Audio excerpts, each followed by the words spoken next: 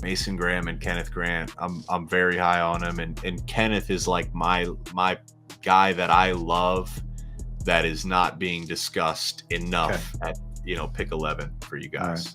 Yeah, well, he is just a prototypical guy that's like freak of an athlete, and he's going to go to the NFL and unlock his full potential. Talking draft with Jake Butt, who had a great playing career and now has a great broadcasting career at the Big Ten Network. I'm working with him on Saturday at the Ohio State spring game, and he's a fantastic analyst. And I've been texting him about some guys, and we were texting about the Niners have been connected to a lot of Michigan guys, and you're a Michigan guy. Did you know? I was looking at this because you won the Mackey and the Newsome Award. And I was like, you have to be an All-American, a first-team All-American to be eligible for the College Football Hall of Fame. And I was looking at them like, is Jake going to be a College Football Hall of Famer? I think I've met the requirements, actually. You do meet the requirements. Yeah, I do. Yeah, but do you know the most recent tight end to make the College Football Hall of Fame? Not when he got in. No tight end since what year playing has gotten in the College Football Hall of Fame? This is a good trivia question. What you're talking, the tight end, their last year playing, or what year was the year they got inducted? Correct. Well, the way you're asking this makes me think I'm looking at the mid 2000s, huh? Like 1988, Wesley Walls. What? You're telling me what? That's based on my research. Holy cow. Wasn't there a thing a few years ago when they're like, Aaron Hernandez is eligible, and people are like, yeah, maybe they're like, we're just going to completely pivot. Wow, that is absolutely crazy. They're strict. It is very hard to get into the College Football Hall of Fame now. Yeah. Very hard. So, but I think you qualify. You could do it. The Big Ten tight end of the year is named after Dallas Clark. Can we get Dallas Clark? I mean, he didn't get in? He's not in? Well, he's after 1988. So that's why I'm like trying to think of some names.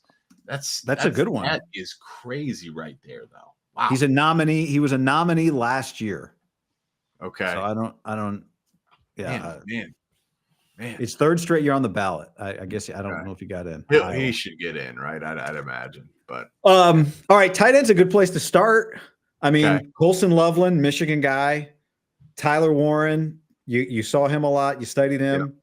Yep. You know what it takes to be a major tight end prospect. Where you at? I think for me, like from a Niners perspective at 11, there's a question about A, will Tyler Warren be there? B, if he is, should you draft him? Is it redundant? Is it reckless? So where you at with like both those guys as pros?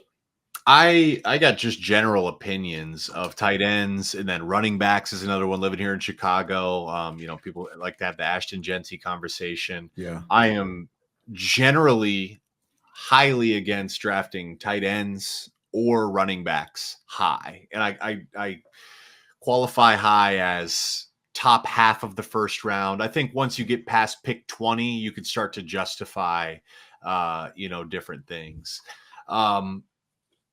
Brock Bowers would be the exception. I'm looking at Brock Bowers, and I say immediately that guy's ceiling is a gold jacket. I can't say that right now about Tyler Warren or Colston Loveland. Love them both as prospects. I see them as different prospects too, though, to be honest with you. You just look at him physically. Tyler Warren he carries more weight, and he carries it more natural. Like when you watch Tyler Warren, especially after the catch is where this really shows up. He gets a lot of inertia. He's like a semi-truck. Penn State would dump it down to him in the flat, and he'd get going down the sidelines, and he could run people over. Now, what makes him special is he also could hurdle guys. He's just a phenomenal athlete, a multi-sport athlete. Obviously used him in the Wildcat formations. I see him, though. Colston is a better route runner. All that being said, I look at Colston Loveland, and this is where, being 20 pounds lighter benefits Colston. He's more of an option route guy. I look at him almost like a Cooper Kupp of the tight ends. Michigan used him, these little 5 to 6 yard change of direction, option routes, change of direction routes, great separator in artist as a route runner. So if that's your offense, I'm taking Colston. Even let's just give you another comparison, a more recent debate. Gronk versus Kelsey. Who's the better tight end? Completely different tight ends. Kelsey could not do what Gronk did in Kansas City. Gronk could not do what Kelsey, or in New England, Gronk couldn't do what Kelsey did in Kansas City. But both those guys are great tight ends. That is how I see these two guys. There's a Rolodex of routes that I would say are Tyler Warren's strength. And then there's a Rolodex of routes that I would say the same for Colston. And there's not a lot of carryover. Right? They're different athletes, both great tight ends. The interesting thing from like a Niners perspective is it is natural to go, well, the one that makes more sense for the 49ers is Tyler Warren because he's in the style of George Kittle, right? I agree. He is a guy that blocks and is attached. But you think back a couple of years, Kyle Shanahan signed Jordan Reed, who is not that type of tight end, as an accent. Like the Shanahan offense can use either one of those types of tight ends. Right now, you would, especially if you have a blocker already, which they have in George Kittle. That's a great point. And even look at a guy like Christian McCaffrey as a running back. Like there's an example of these option routes of and it seems like the Niners tried to do that with Debo a little bit, but I don't see him as a great like route runner in terms of those easy completions, trying to get yards without putting a ton of stress on your offense. That's an excellent point. In general, Shanahan's just a great play caller, and you put good offensive weapons on the field for him, he's going to find a way to get them the football. Naturally, just from pure size, Warren is a better blocker than Colston and has a higher ceiling as a blocker than Colston. Okay. I know I texted you the other day because Nate Tice at Yahoo did a breakdown. He wrote that he thinks Loveland might be a better blocker now. And he's like, well, Tyler Warren's arms aren't that long and he didn't really block a lot of edge rushers in college. Yeah. Coaches, the game's changed. Like I look at Kelsey and there's, you don't have to say, my tight end has to block the defensive end. It's my 5 linemen and the 1 or 2 tight ends have to account for the box. And what Kansas City will do a ton is like window dressing with Kelsey. He's sitting there on the line of scrimmage and there's the defensive end. Kelsey will, give him some window dressing and then bluff and climb to the linebacker. The tackle will come kick him out, or Kelsey will pull and go block back, very common block the defensive end. They find ways to affect that front without saying, hey, Travis, or hey, Colston, go block this 300-pound Cam Jordan or some of the great, hand in the dirt NFL defensive ends. Okay, so you're in the room. John Lynch and the Niners are on the clock. It sounds like you're saying if Tyler Warren's there at 11, I know it's hard because I'm not giving you the alternative, but you're saying take a defensive lineman, take whatever. Don't take the tight end.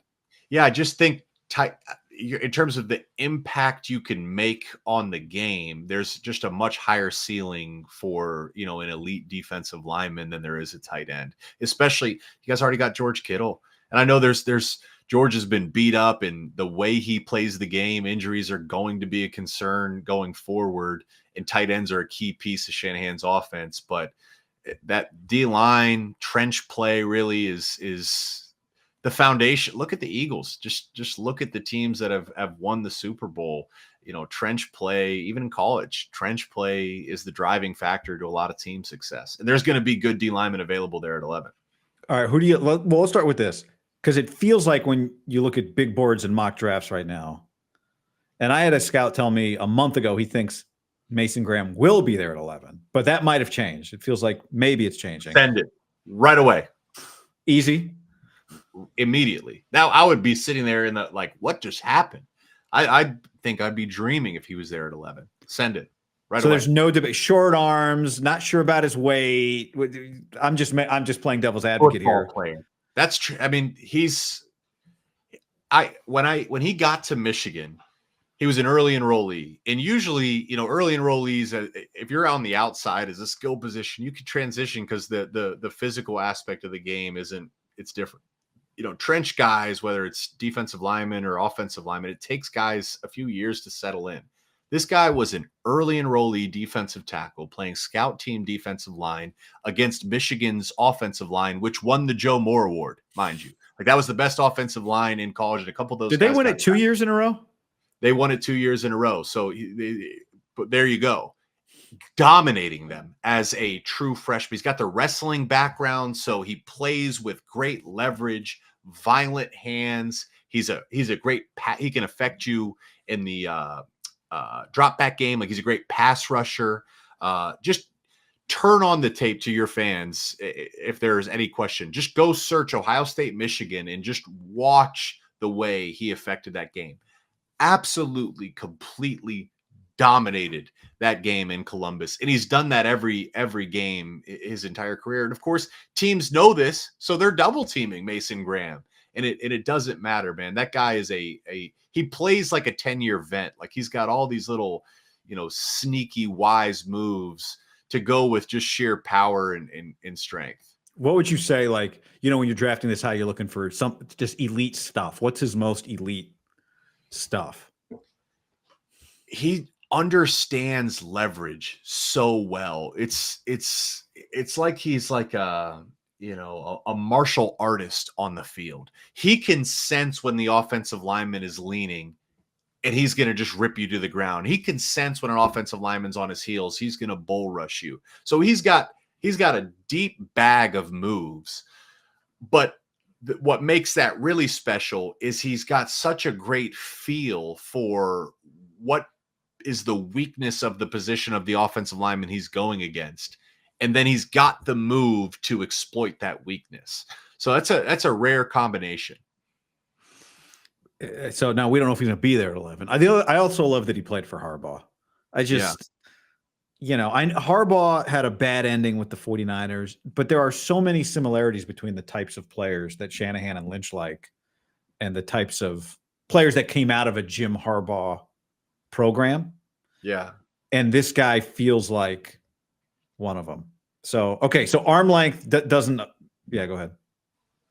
A few years when I was in Denver, we had a joint practice with the Niners. And this is why I say you go. I remember that. Paxton Lynch was your quarterback.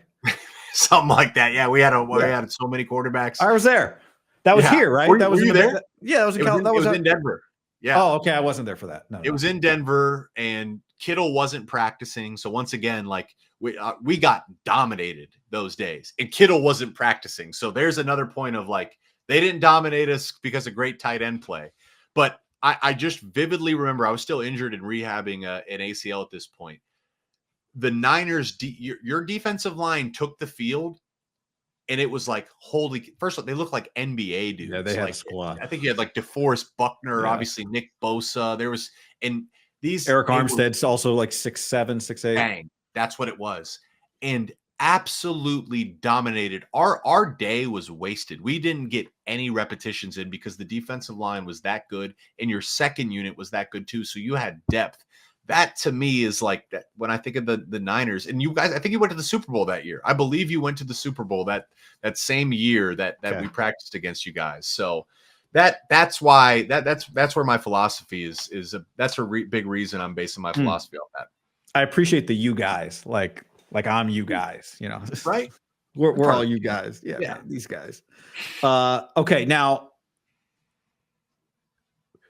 is he going to be there at 11? I doubt it. I think when you were at that time in the draft cycles where now everyone's given their best stuff. So now you're getting into the crazy stuff. People are just having fun with it. Mason Graham's going to slip. No, I do not believe Mason Graham will slip. I will say Michigan's got another one that you guys, Kenneth Grant. Yeah. In terms of physical freak, that's a different level of specimen. Like watching him and looking at him up close, and I'm like, holy cow. Jim Harbaugh, I think they're in the same class, I want to say. Jim Harbaugh, after 1 week of spring practice, when those guys were early enrollee freshmen, he said, I woke up this morning and I said, thank you to the football gods.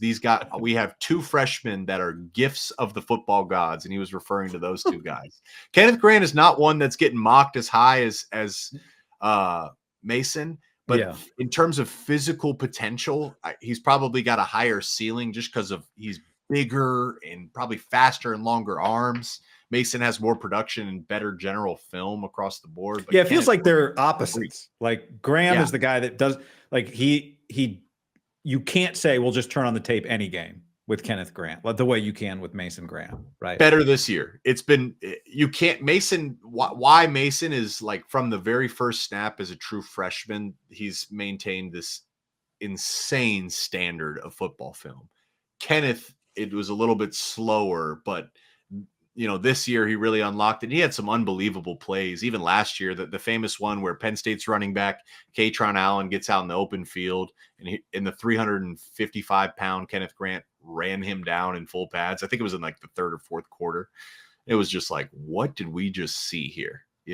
Ridiculous. And he is physically so gifted, guy. It's crazy.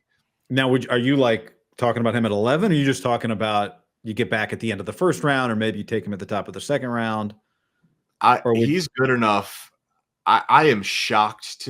He's been mocked in the second round for even the Bears here in the city. I would be absolutely shocked if he made it out of the first round.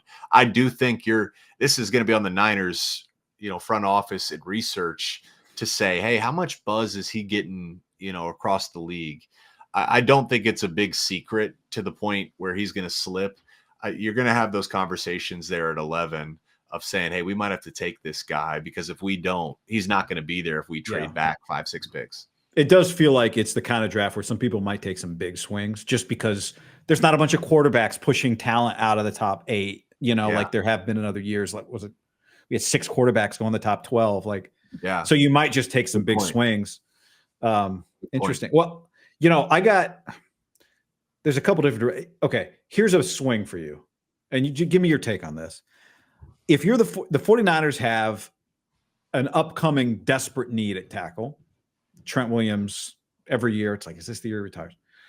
And it's really hard to get a blue chip tackle if you're not drafting either like in the top 6. Yeah.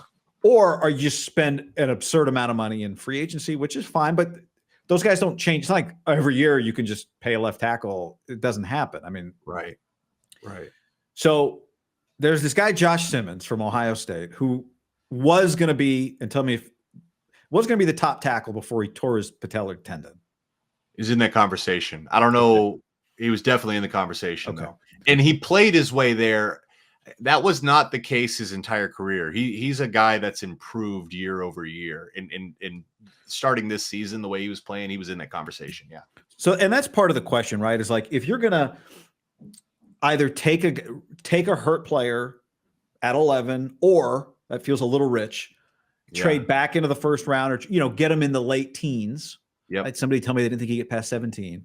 So if you're going to do that, he better at least, if healthy, be that dude. Right. Yeah. So is he, if healthy, if you take that injury risk on him, is he that dude worth taking it for? There's a lot to like about him. And just to start with the injury too, he's a pretty durable dude. I think he started 26 straight games before this injury. So like, it's an unfortunate thing because otherwise he's a really durable guy. It's a patellar injury, and I don't anticipate, that's not one of those, and especially with the nature of the position, I wouldn't imagine like there's like long-term concern of like repeat injuries. They fix you up and he should be close. You'll be about a year come, week 1, a little under a year. But there's a lot to like, and he's of that Trent Williams mold in terms of athlete. Like he's a really great athlete that's light on his feet. And when you watch him move, for a guy that's 300 plus pounds, 310 plus, really athletic, and Shanahan running that outside zone system, you have to be an athlete, right? You have to be able to take that bucket step and run and move. So Simmons does fit that mold more than, maybe even like a Will Campbell from LSU, who's being mocked as maybe the first tackle. I'd say Simmons is a better athlete to me on film than him. Even Will Campbell had a great combine, but just looking at film, Simmons, I think, fits the mold of the Shanahan system better. Short, another guy with short arms, allegedly. Although everyone was measured short at the combine, everyone's arms were two inches short at the combine. I got a story for you on that. Okay. I got short arms. All right. I got like 31.5 or 32-inch arms. We're at our pro day in Ann Arbor, and the Packers, we're all sitting, all of our draft guys are sitting in the team room, and they're measuring arm length, and they just go, and the Packers guy is measuring the arm length, and he goes down and measures arm length. And before he even says the number, he says, "Oh, that can't be right." And then remeasures it. He says, "Oh shit, that's not good. 31.5 or 32," and just shakes his, doesn't even look at me. And I'm like, dang, man, I knew I had short arms, but dang, man. Like you weren't there in person, like he was reading it off a screen. Yeah. It was, but so then I'm trying to block. Here's where it comes to, play is I'm in Denver, and when I go to block Von Miller, when he locks and defensive linemen can use one arm. So when his one arm is going to be longer than my two. So anytime Von long-armed me, my hands had nothing to grab. I could generate no movement, and Von had full control over me. So it is a big issue, not just in the pass rush game where guys are going to bull rush you, but in the run game too. What are George Kittle's arms, you think? Long. He's got to be 33 plus. Can you pull it up? Yeah, he's got long arms. It's a wide. I got 33 1/8. There you go. This should be a thing. You just guess tight end arm length. Can you Google mine? What does mine say? Because 33 1/8. I think I'm a full, inch or two shorter than that. Let's see here. We've got you at 32. Okay, that's generous. So yeah, an inch and a quarter, eighth. 32. Are these numbers right? 6'5", 246? Yes. Yep. 6'5" and a half. 6'5" and a half. Yeah. Yeah. Looking forward to standing next to you during the open shot. Let's put Yogi in the middle of us. That's right. Okay. Yeah, it's interesting. It's because Mason Graham's got 32-inch arms. Yeah. But he's a defensive player, not a tackle. Yeah. So we're gonna give him and that does matter too. It does matter too. Anybody you love? Anybody like if the Niners are sitting there like, I heard Jake Butt say he loves either at 11 or later in the draft. Somebody just like, I don't know where that dude ends up or what round he's in, but that guy, I would bet it all on that guy. We talked about him. Those two dudes, Mason Graham and Kenneth Grant. I'm very high on him, and Kenneth is like my guy that I love that is not being discussed enough at pick 11 for you guys. Right. Yeah, well, he is just a prototypical guy that's like freak of an athlete, and he's going to go to the NFL and unlock his full potential. It's just man. The idea of a guy that needs some, I guess, are you saying he needs to develop? No, I just think he's on this trend line that's he just keeps getting better and better and better every year. He's just a physical, absolute freak of nature. All right, last one I think for you is Mel Kiper's mock here. He's got Will Johnson to the Niners. Yeah. At 11. Now, I think most people would say that's not their primary, if just like from the team perspective, that's not their biggest need. But I also think we're in, best player available territory here. So that feels he's going to have his own pro day coming up in like a week because he couldn't participate in the Michigan pro day because of a hamstring issue. Okay. Yeah. Injuries is like the big thing because there was a point in time where, when Will was healthy, you're talking about a top 3 or top 4 pick. That's how high scouts were on him, a top 5 pick. He at his best guy, like he's a game-changing corner, and he is so special in the sense like not only is he going to be in the right place in coverage, but he makes plays.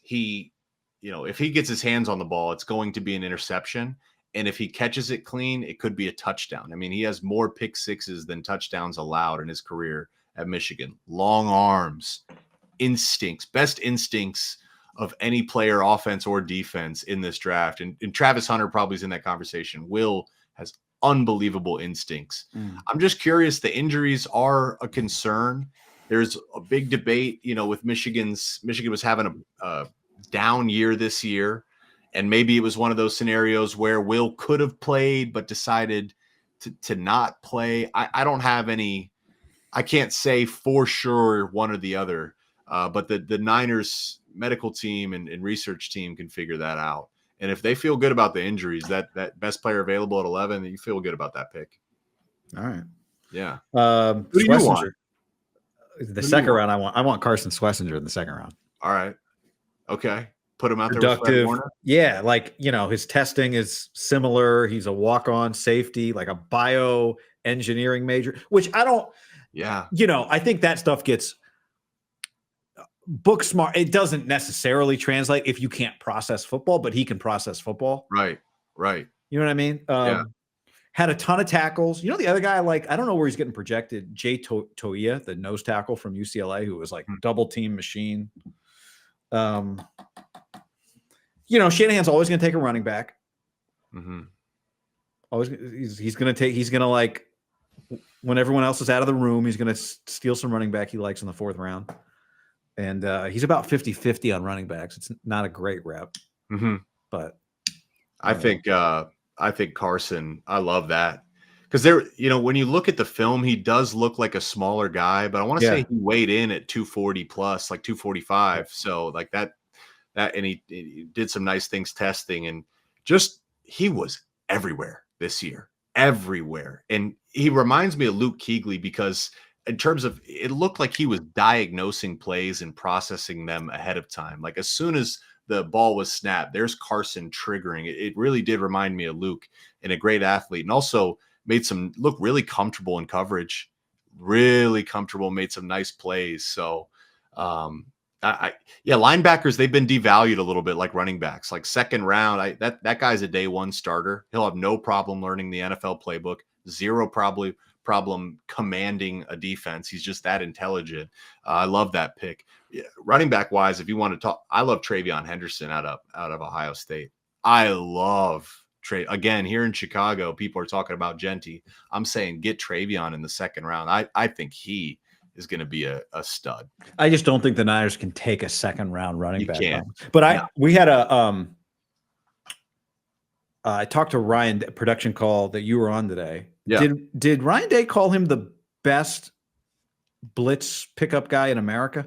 Brian Hartline did. Oh, Brian Hartline, the OC. Okay. I would agree. That's his major strength. Pancakes too, by the way, like lighten dudes up. National championship game. The catch to Jeremiah to seal it. Notre Dame sent an all-out pressure. That play does not happen. TreVeyon Henderson was in there, 3rd and 11.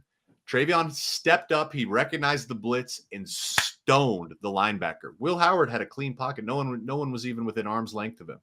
If that's a lesser back, he might get knocked back, or he might not see the pressure, and all of a sudden Will Howard's getting hit, and maybe Notre Dame gets the ball back. But with TreVeyon, that never happened. Diagnosing and then ability to execute. He had some pancakes. They do 2 running back systems, where Quinchon gets the carry and TreVeyon would go out there and pancake, a guy just in run blocking. Stud. That's cool. He won't be there. Yeah. 4th round. Yeah. So you guys probably aren't getting him. It's just, you got to keep Shanahan away from the mid round running backs. Producer Connor had one last one for you. If he's there, I think he's there. He's got to turn his, he may not be there, and then we'll edit this out. He was sending me messages. You reading your text messages, bro? I turned my camera off, so wouldn't be a distraction. But 4th round running backs potentially. Talk about the Michigan running backs.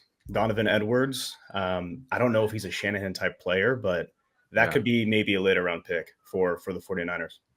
Man, he is interesting because, gosh, every year I do a top players in the Big Ten list, and after Blake Corum got drafted by the Rams, I had Donovan as my best running back in the Big Ten.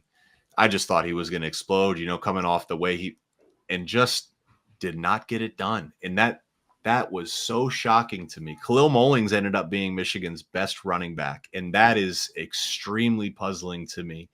What the whole thing with Donovan is, he is a natural pass catcher. He made they would just send him on go routes, and he's mossing linebackers, catching the ball.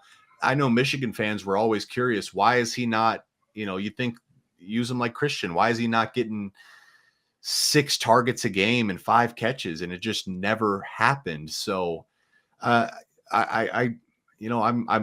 love him. Great character, awesome person. It's fair to question, what his future is going to be like in the NFL.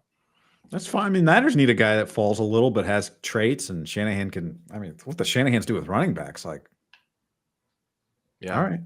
Okay. He's a one-cut guy too. Like, that touchdown, the famous touchdown in 22 in Columbus, hey, get that outside zone going, feel it, and then put your foot in the ground and go. He's got some of that juice to him. He won that game for them. He won that Ohio State game. And that's he won the national championship for him too. I mean, Look at, he had a ton of those games, and I'm still just puzzled. You want, when you're coming out for the draft, you want to peak. You want it to be your best year, and it was the opposite this year. And Michigan needed him. I mean, they were trying to give him carries, and it was Khalil Mullings that ended up being their best back. Yeah. 49er fans talk about the Madden curse with Christian McCaffrey. Well, Donovan Edwards was on the cover of the video game. So is that another parallel? Well, Travis Hunter was on it too, right? That's where it falls off. Yeah. What are those guys Khalil's a guy. Khalil Mullings could be like a Pacheco type pickup. That's a guy that's maybe a 6th, 7th rounder undrafted guy that the Niners could. Yeah, it's interesting. Like a lot of people have talked about getting a receiver that replaces Debo, but to me, it doesn't have to be a receiver that's your other gadget guy. Not gadget, but people are gonna be like, "See, you said Debo's a gadget guy," but hey, just versatile. A tight end out of Iowa, another guy that's going to slip injuries. Maybe he's a mid-round guy to consider. He's going to slip in the draft a little bit. That's an interesting name. Obviously, the Niners love Iowa tight ends, rightfully so. Yeah. Okay. All right. Man. Yeah. Connor, thanks for jumping in with your waste management hat on. Of course. Who you guys picking? Who are you picking for the Masters this week? You got the waste management, obviously. I'm in a Masters pool. I just joined it for the first time. So not Max Homa.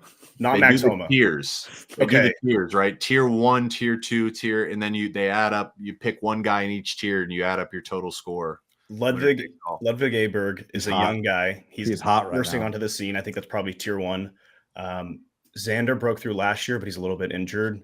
A sleeper down the pit, Corey Connors, has always performed well at Augusta.